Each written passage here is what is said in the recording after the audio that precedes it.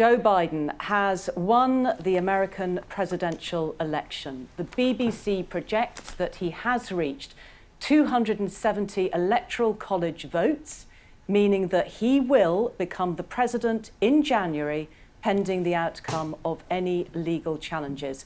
The reason...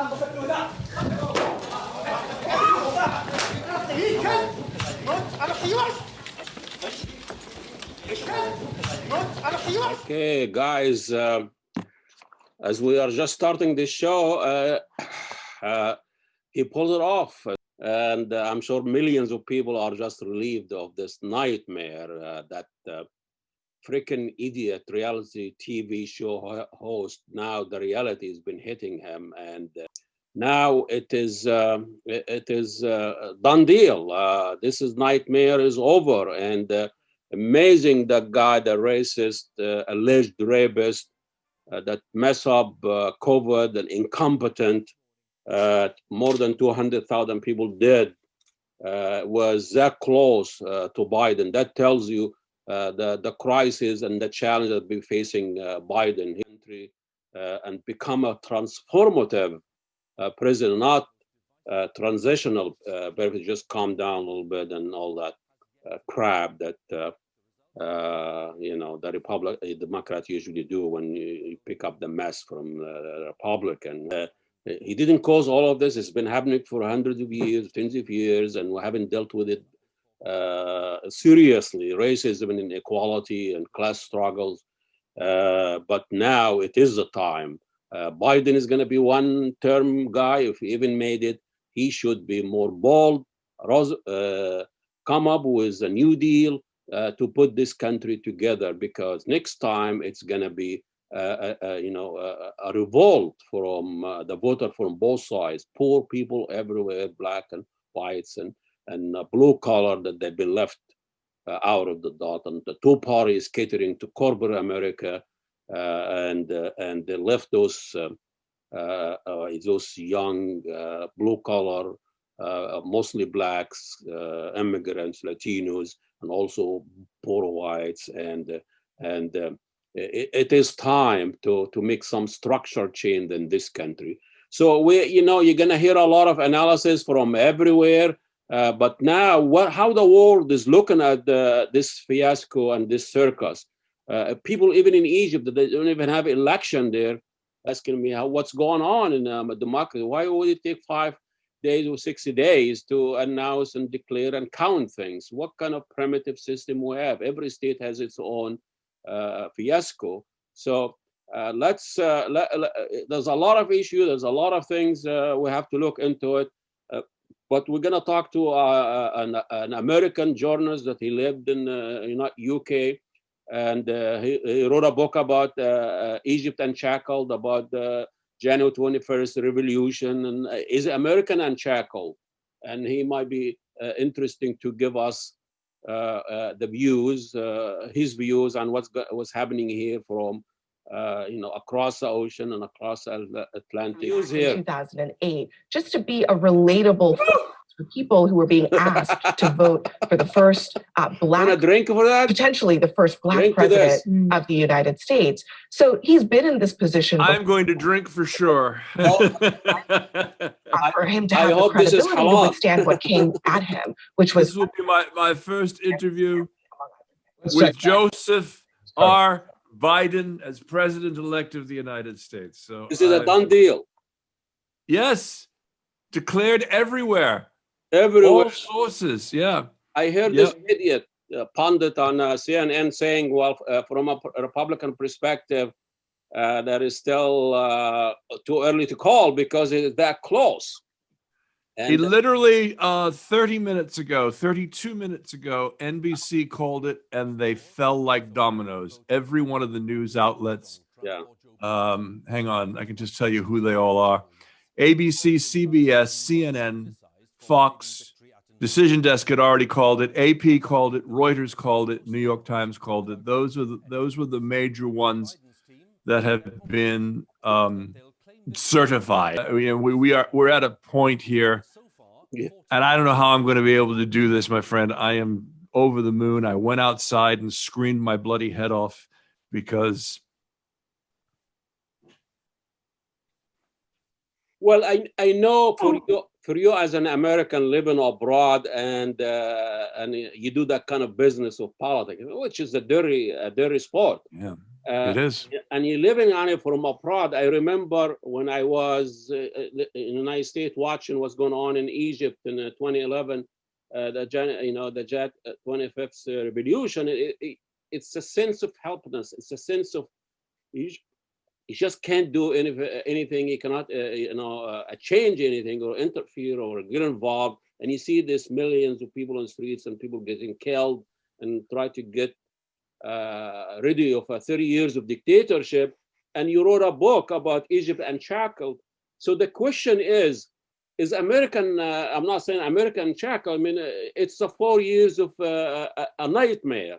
Racism, COVID, riots, killing, police.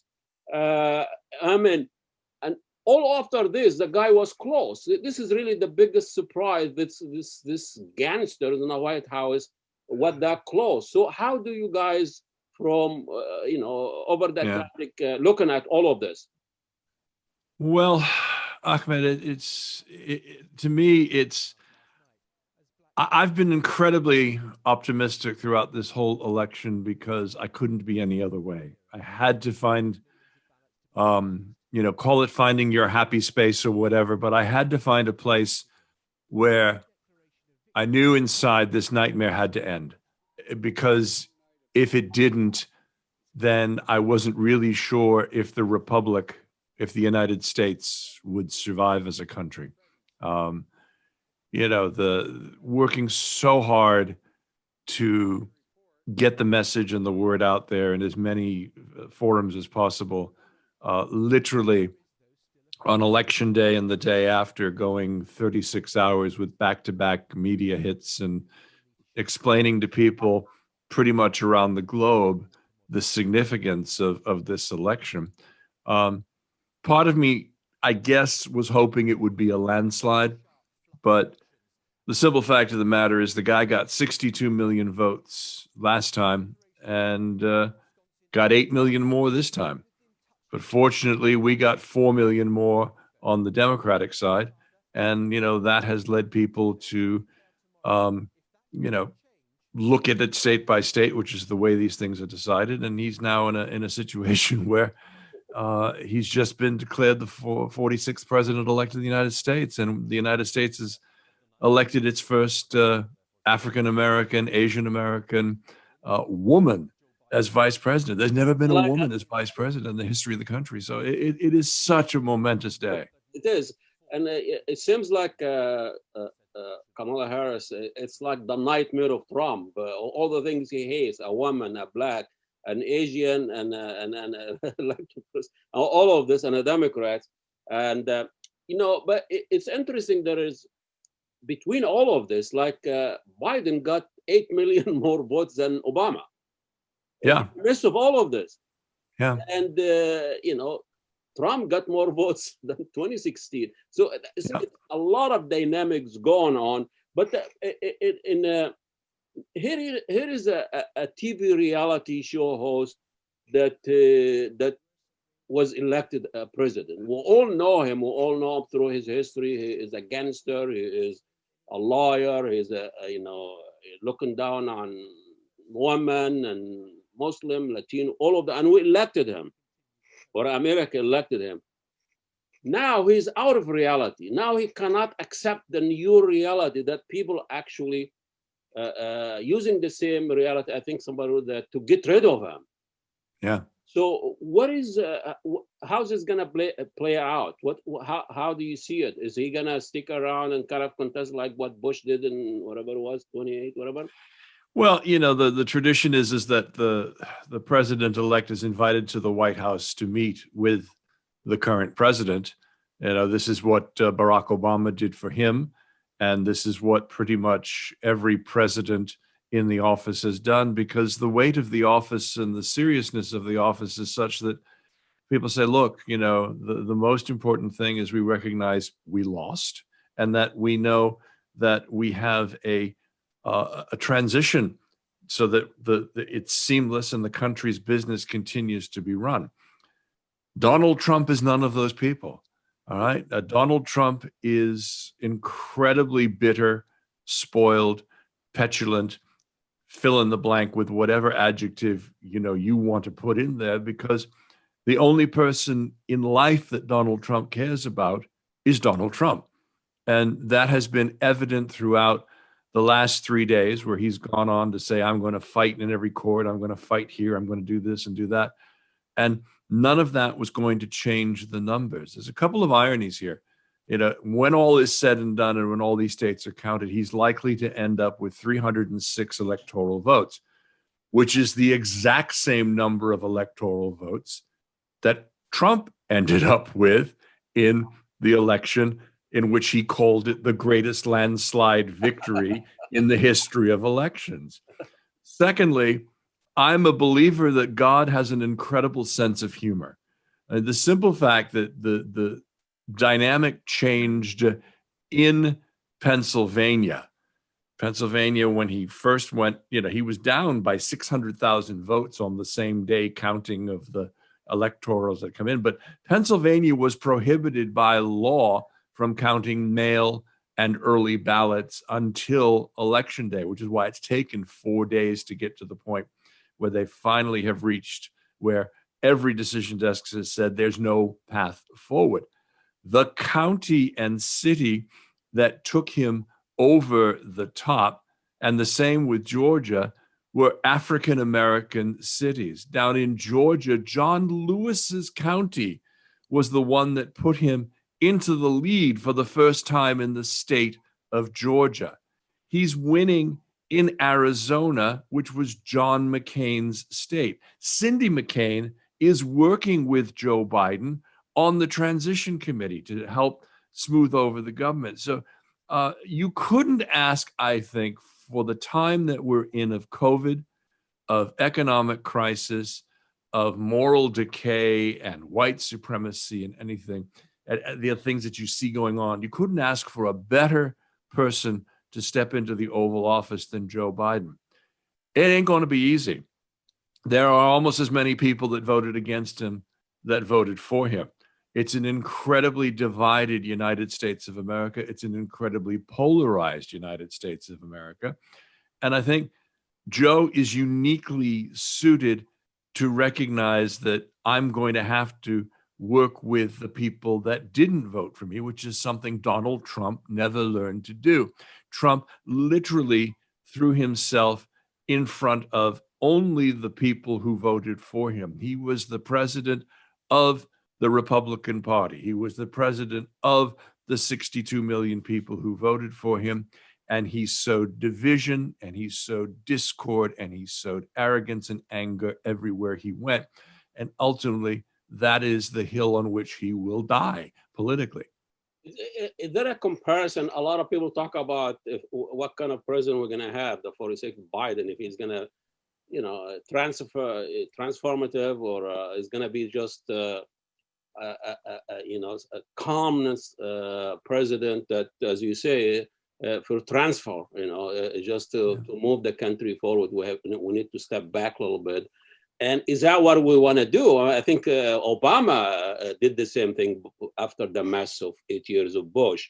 So isn't it the time to be bold and to really look seriously to the problem that this country facing? I know, you're talking about inequality, racism, police corruption this is a serious problem. How do you sit with those guys and try to negotiate and talk with them? Biden said, it's not because you disagree with me, you're not my enemy. No, they are our enemies. They've been our enemies. They've been vicious. They've been kind of gangsters mentality, and they work hard to hurt the people. So how do you sit with those criminals and gangsters and to say, let's get something together? It means we're not really serious about facing the real problem in this country. Yeah, there's no easy answers here, Ahmed. It's going to be a very difficult course, and I think Joe has been around enough time. He's been in politics for something like 47 years. Okay, and he started in the United States. He started in the United States Senate. and he spent 8 years as vice president with President Obama. And, you know, the last 4 years have been a nightmare for us all. But keep in mind what Obama Biden did as a group of you know, coming in and literally turning around the country financially, emotionally, you know, got it on a path of growth unlike anything you've ever seen, even though Trump respectability, talk about a lot about respectability. And I think you know, to your point, Obama brought some respectability to the situation in the White House and all of that. But as an American living abroad, you know, I know UK also going through the same thing. And can you make draw a comparison between you know, what happened after Johnson won, and you know, Johnson won, you know, almost like the Obama, the Trump of UK. Any lead similarity or dissimilarity between what Biden is facing now? Oh, absolutely. And you know, I made this remark on a media avail earlier. I said, you know, the Tories, which are the conservatives, and the Republicans, which are the party of Trump right now, they cannot govern. They don't know how to govern. They don't know how to do the basic steps of governing. They are best when they are in opposition, and that's putting it mildly, because they can sit on the sidelines and lob grenades in and not be worried at all about what the impact is. But when they're placed in charge, I mean, the Tories have been in charge for 10 years now here in the United Kingdom, and it's been an absolute disaster, yet they got rewarded with even more seats in the last election. And, you know, basically a supermajority, they can do whatever they want. It's taken them 2 years, and they've badly bungled Brexit. They've badly bungled everything around the COVID crisis. I mean, I'm sitting here in Wales where we've been under a 2-week lockdown, which ends on Monday. I don't understand why it's ending on Monday, because the numbers of cases across the country are through the roof, just as they are everywhere else. I mean, we should stay under lockdown until at least December and look at it then, because it's just, it's disaster. And these are all a result of Tory policies. I mean, in the States and here, we're running out of hospital beds. So if somebody gets sick that's my age or your age, you know, nice knowing you, because they're going to give the resources to the younger person. And I can remember when in the United States, they talked about Obamacare and death panels. Death panels are here, folks. If you know, and COVID has brought them. Okay, they're going to be in the UK, they're going to be in the USA, they're going to be everywhere, unless and until people take this disease seriously. I mean, I went to the grocery store today, and I was in abject terror at the way people were behaving in a city, my local city nearby, where the numbers are through the roof. There was no social distancing. Very few people wore masks. And, you know, this whole BS about, you know, starting on the 4th of November, you're never going to hear about COVID again. Yet, you know, everybody's caseload, you know, in the United States, it's up around 120,000 cases, and it's out of control. And it's the same here. And nobody who is in a governing position is doing anything. And I think one of the first things Joe's going to do is tackle that in a way that is very definitive and very strong, and says, this is the way it has to be unless you want to die. And I think that's the most important thing. It's interesting. Yeah, when this nothing, you know, when you look at the other model, what happened in Germany and China and all of that, you can see there is a national policy all over the country, and you know, the government get involved and set the rules. But here it's just the wild, wild west. You know, in every way.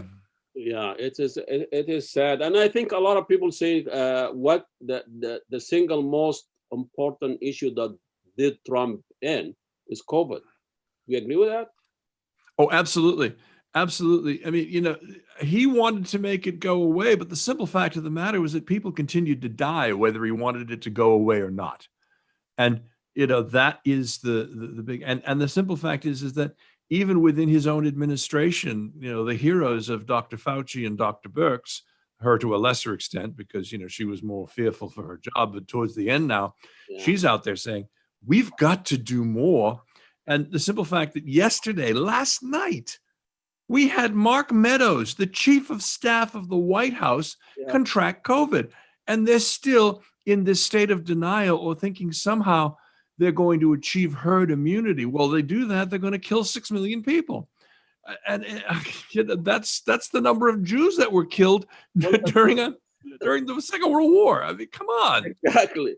Well, this guy warned us before even we elected him. He said, if I shoot somebody in Fifth Avenue, I can get away with it. I mean, now it's more than 200,000 people. But, you know, there is something about America, this schizophrenic, that the good, the bad, the ugliness of America that has been exposed by Trump. It's been with us for a long time. You know, he took the mask off.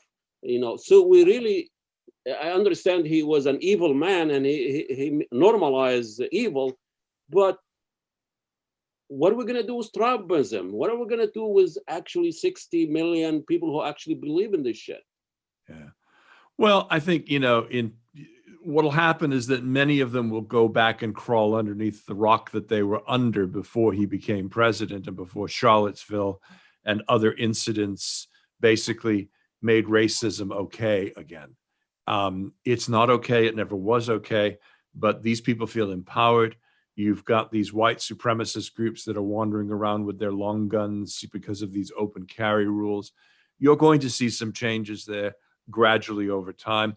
More importantly, though, the FBI under a Joe Biden presidency is going to go after these groups for what they are, which is white nationalist terrorists. And I think that's very important. The big relief I think that I'm going to have is I'm finally going to be able to sleep at night, knowing that when I get up, my phone has not exploded, and my first reaction is, "Oh crap, what's he done now?" Yeah. I mean, you know, the Twitter feed of Joe Biden will be boring, and that's what I want. I don't want to have to hear from the president 10 or 12 times a day doing crazy stuff all the time. And I think that's where we're headed. We're headed back to some sanity. You know, I think the best thing he could do would be to name Barack Obama his Secretary of State. Oh, really? Because I mean, I've seen presidents. Adams did it.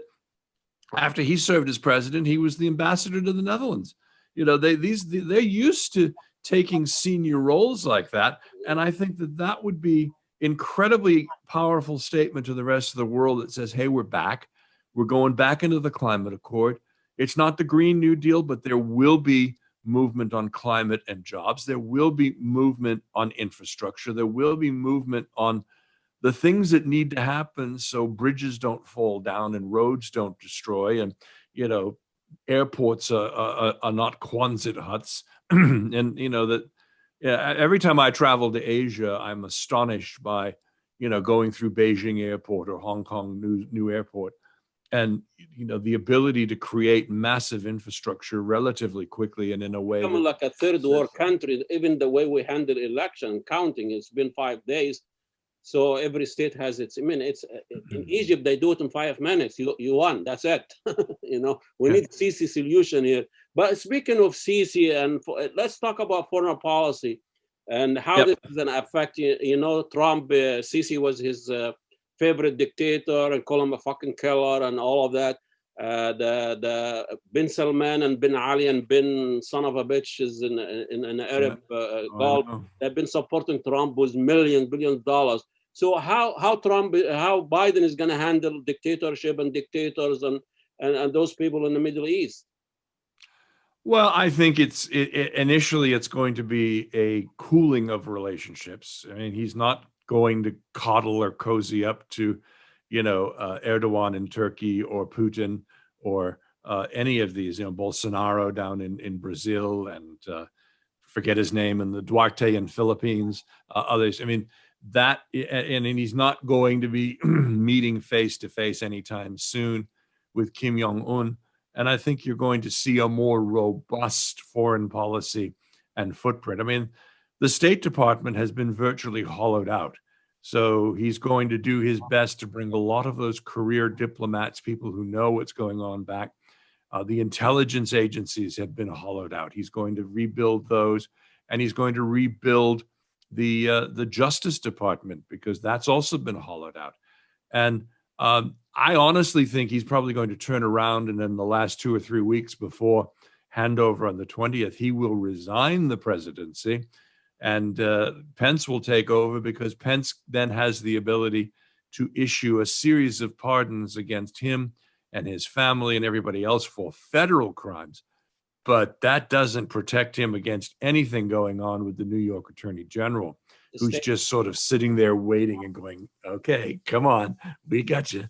And she is just going to make his life a living hell. So, I see a long stint of prison time for him, unless he finds a way to defect, and, which would be absolutely ridiculous. Yeah, I mean, Saudi Arabia has been knowing it's a hub for a dictatorship, and they might be welcoming him there. But his relationship with bin Salman, bin Ali, and el-Sisi will follow in the same line. Are you telling me that? You talked about who Biden? Yeah, Biden and an Arab dictator in the Middle East.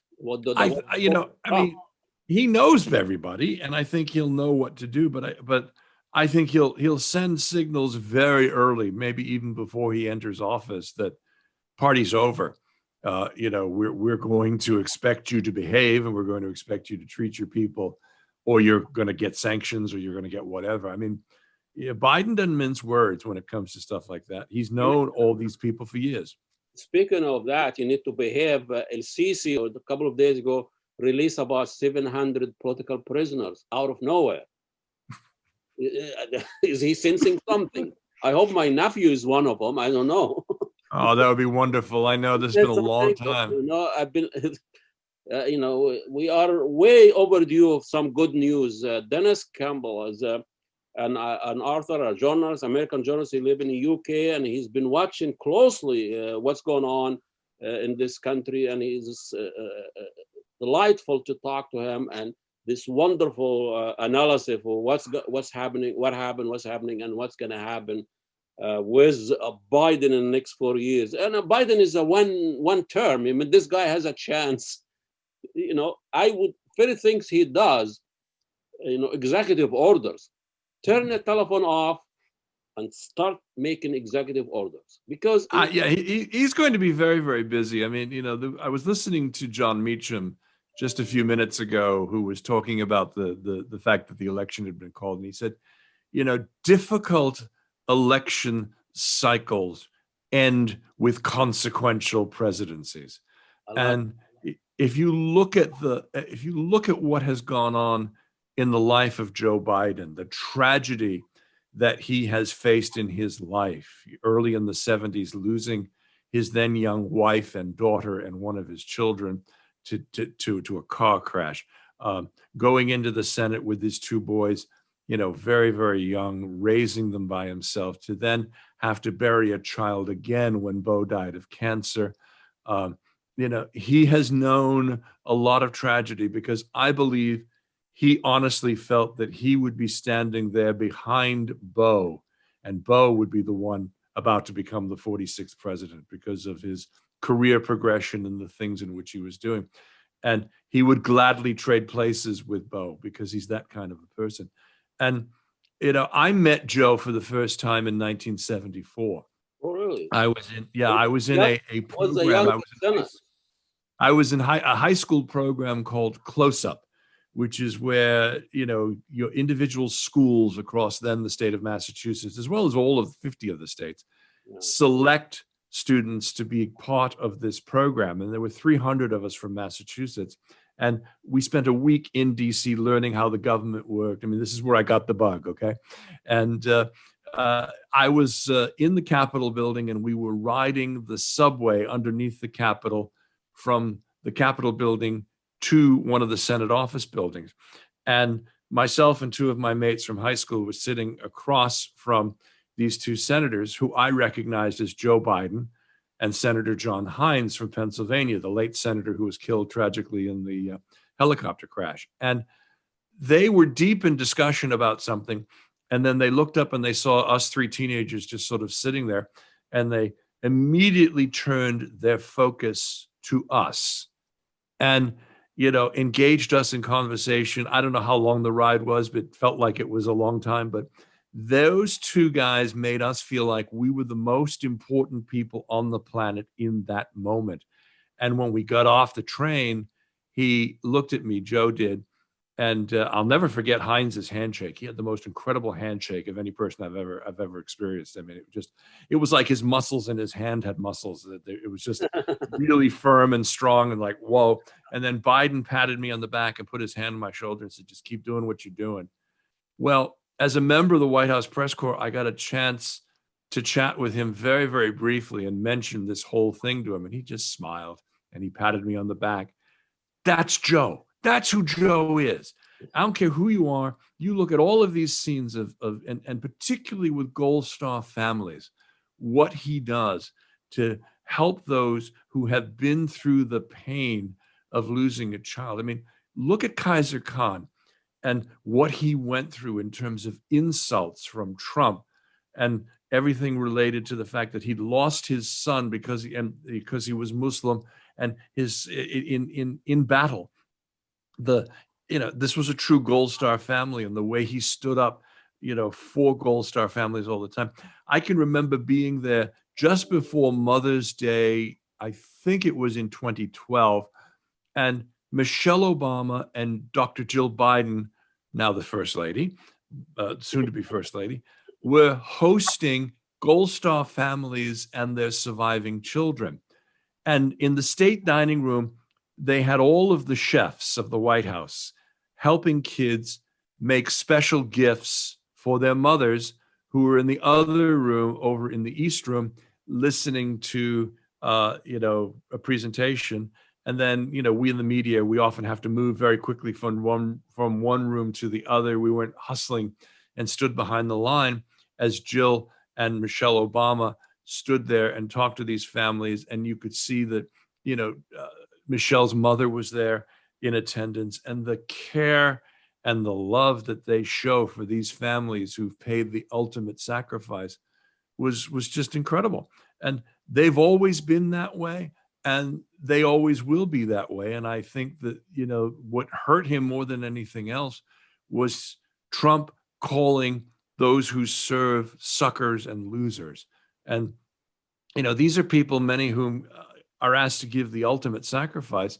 And I bet when all the ballots are looked at and analyzed and cross-tabbed, you're going to see that the military turned against Trump big time.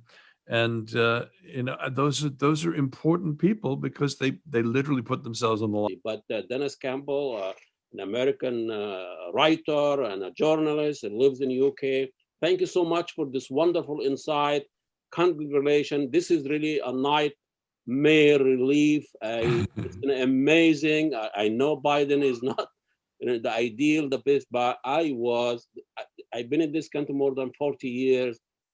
This is the first time with Trump, I feel un-American. I feel unwanted, worry about myself and my family. I've never had that feeling. I know it comes and goes, but I never felt that way. Like what this guy and what the rhetoric and the people who support him. And thank you so much. One last thing, Dennis. Yes, sir. When I looked at the map that you posted on YouTube about the states and the color, the one Biden and the one by Trump, I came up with I cracked the election code in this country. It's the ocean. We need more ocean in this country. I'm telling you. It's something. Well, if we don't take care of climate change, we're going to have ocean everywhere. Exactly. We need those states that they don't see fresh water. They need to get out and think there is a world out there. God, days like today. Cheers, my friend. This is something really to salute, and better days are ahead. Better days are ahead, an end of a nightmare. And thank you so much. I'll end.